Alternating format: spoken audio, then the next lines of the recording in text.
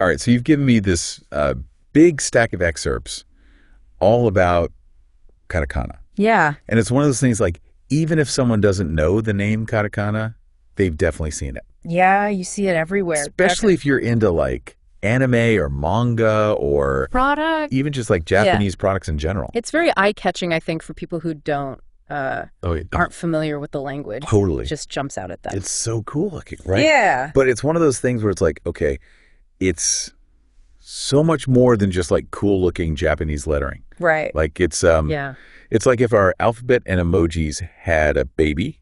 Okay. And that baby was really into expressing like the exact right sound. That's a really good way to put it, I think, katakana, because it's a syllabary. So each character represents a whole syllable as opposed to just like a single letter like our alphabet. Oh, that's right. Yeah. So it really gets at I always forget the sound. Because it's like I see it and I'm like, oh, cool, Japanese word. But it's like, no, those are each character is a whole syllable. Exactly. And these sources you've given me, they don't just cover the basics here. We're talking about how katakana brings sound effects to life. Oh, yeah. It adds like drama and tone to dialogue, like how a character is speaking. It's surprisingly versatile. Wow. For how kind of on the surface simple it seems. Okay, so before we get to all the really fun stuff, indulge me with a little history lesson here, because one of the things our sources mentioned was how katakana got started. And it had something to do with Buddhist monks. It did. And ancient shorthand. Yeah. So back in like 9th century Japan in Nara, there were these Buddhist monks who were really hard at work translating Indian Buddhist texts. Okay. And these texts, of course, were in Sanskrit, which has a completely different sound system than Japanese does. So they needed a way to be able to represent those sounds accurately. Precisely. Interesting. And so they started getting really creative with kanji, with Chinese characters, and they kind of took little bits and pieces of them. I'm looking at this table now in one of the sources, and it's amazing. They took like it's incredible pieces of kanji and turned them into what we now know as katakana. It's really kind of ingenious when you think about it. Wow. And then what they did is they organized all of those sounds into a grid, this Gojion grid, that's in all the materials. Yeah. And it's basically like a decoder ring. It's so systematic for something. It seems like it would be so random. Right. You know, it actually reminds me a little bit of like a musical scale. Oh. Where you have each note has its place, and then you combine those notes in different ways to make a melody. Yeah. But here it's sounds instead of notes. Yeah. But it's still that same sense of structure. That's a great comparison because just like how you have sharps and flats to modify notes in music, katakana uses diacritics. Which are those little marks. Marks next to the characters. Next to some of the characters. So it's not just those 46 basic characters. There's all these little variations too. Yeah. So for example, if you add a tiny little circle to the ha character, it becomes pa. Oh, wow. And it can completely change the sound and the meaning of the word. So fascinating how these like tiny little tweaks can make such a difference. Yeah. It's really cool. Yeah, it's really interesting. It's pretty amazing, though, to think about how much history is just packed into these little characters. It is. But speaking of these little variations and tweaks and stuff, one of the things our sources mentioned is that katakana isn't just for like pure Japanese words. Right. It's for loan words, too. The loan words, which I think you're about to say. I was going to say loan words. Yeah. That's so cool. So it's like katakana is the part of the Japanese language that loves to welcome in words from other cultures. Exactly. Which makes sense. I mean, language is all about communication, right? It is. And communication is about like sharing across borders. Yeah. So how does that work? So like, let's say that you want to talk about ice cream in Japanese. Okay. You won't find like a traditional Japanese word for that, but you will find the word esukurimu. Esukurimu. Written in katakana.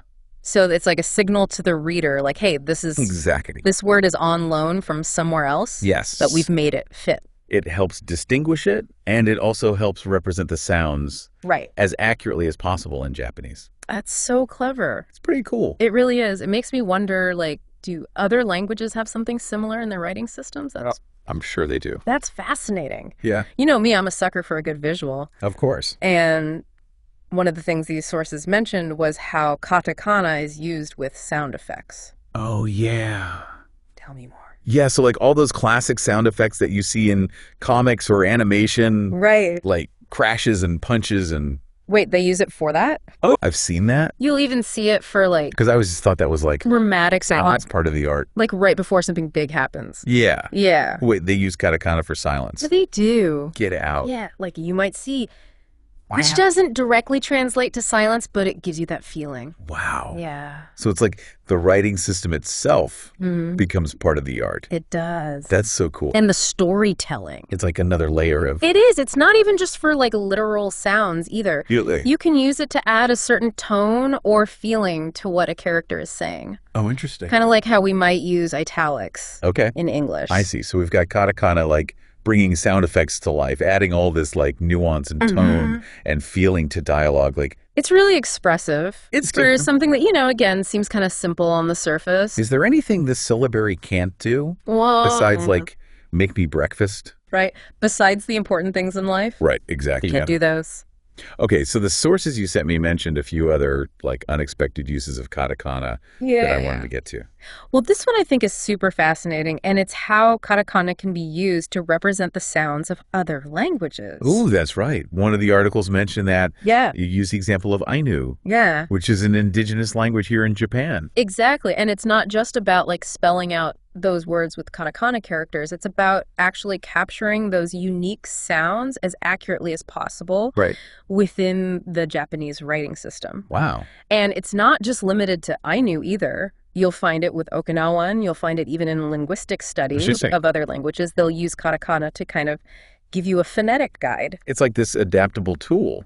It is. That can be used for all sorts of stuff. It's really flexible. Which reminds me, we were talking about like early computers and telegrams. Oh, yeah. And how katakana was used for that too. Well, it makes perfect sense when you think about it, because those technologies needed a really clear and unambiguous way to transmit information. Right. And katakana, with its one sound per character system, was a perfect fit. Wow. So it's like something that's so old is still so relevant today. Absolutely. That's so cool. It is. Okay, there was one last thing in these sources that I want to make sure we got to. Because it really caught my eye. Yeah. It was about katakana and kanji. Oh, yeah.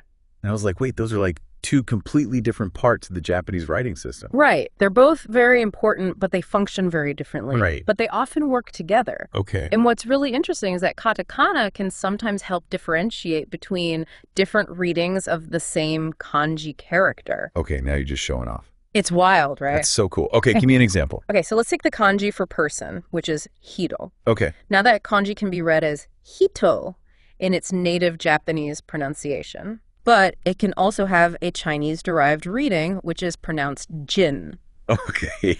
And so in those cases, you might see the katakana used alongside the kanji to tell you. Oh, so it's like giving you a little hint? Exactly. It's like, hey, pronounce this a little differently this time. Wow, that is so cool. It's really interesting how they all kind of work together. He's like, katakana's the cool kid that can hang out with everybody. It is. It really is. Oh, man. This whole deep dive into katakana has been really eye-opening for me. Yeah, it's really interesting stuff. It's amazing how something that could just seem like another alphabet at first glance can hold so much like history and culture. It really does. And artistry. Yeah. Like it makes you appreciate the power of language. Absolutely. The power and flexibility of language. Well said. Well, there you have it.